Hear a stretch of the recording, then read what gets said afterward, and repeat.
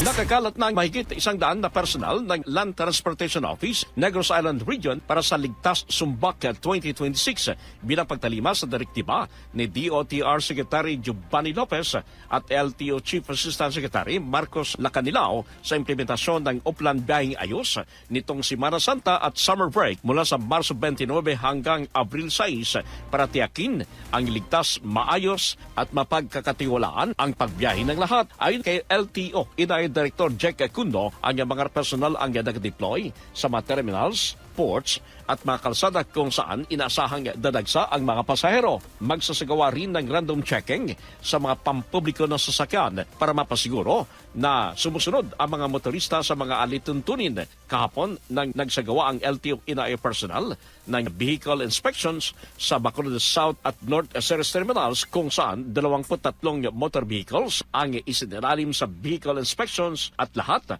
ang pumasa sa safety standards at walang nangyaring apprehensions, violations o insidenteng na itala. Kasama mo sa RMN DYHB Bacolod, Radyoman Albert Hiner. Tatak Karamen. RMN Network News.